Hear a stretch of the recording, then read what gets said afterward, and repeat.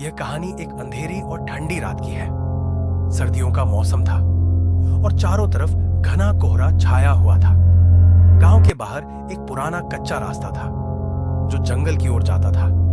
लोग कहते थे कि उस रास्ते पर रात के समय अजीब अजीब आवाजें आती हैं। उस रात रामू, जो गांव का एक नौजवान लड़का था, शहर से अपने घर लौट रहा था। उसके पास एक टॉर्च थी जिसकी रोशनी बहुत कमजोर थी। रास्ते में उसने देखा कि चारों ओर सन्नाटा छाया हुआ है।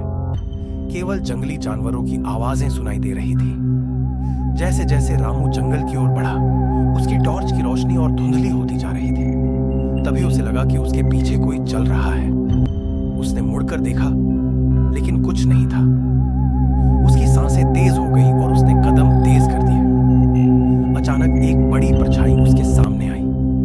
वह डर के मारे वहीं रुक गया। उस परछाई ने धीरे धीरे आकार लिया और एक बूढ़ी औरत की शक्ल में बदल गई। औरत ने रामू से कहा, डर मत बेटा, मैं तुम्हें नुकसान नहीं पहुंचाऊंगी। मैं बस तुम्हारे साथ कुछ बातें करना चाहती हूं। रामू को यह सुनकर थोड़ा अजीब लगा। उसने हिम्मत जुटाकर पूछा, आप कौन हैं और यहां इस जंगल में क्या कर रही है? वह औरत मुस्कुराई और बोली, मैं इस जगह की आत्मा हूं। मैं यहां उन लोगों की मदद करती हूं जो अंधेरी रातों में खो जाते हैं। रामू को यकीन नहीं हो रहा था कि वह किसी आत्मा से बात कर रहा है, लेकिन उस औरत की बातें सुनकर उसका डर कुछ कम हो गया। औरत ने उसे सही रास्ता दिखाया और कहा, आगे का रास्ता थोड़ा मुश्किल है, लेकिन अगर तुम भरोसा रखोगे तो आसानी से पहुंच जाओगे। रामू ने उसका शुक्रिया अदा किया और आगे बढ़ गया।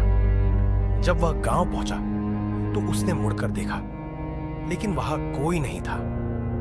वह सोचने लगा कि वह औरत सचमुच आत्मा थी या उसका भ्रम। उस अंधेरी रात ने रामू को यह सिखाया कि डर से लड़ने का सबसे अच्छा तरीका है हिम्मत रखना और भरोसा करना।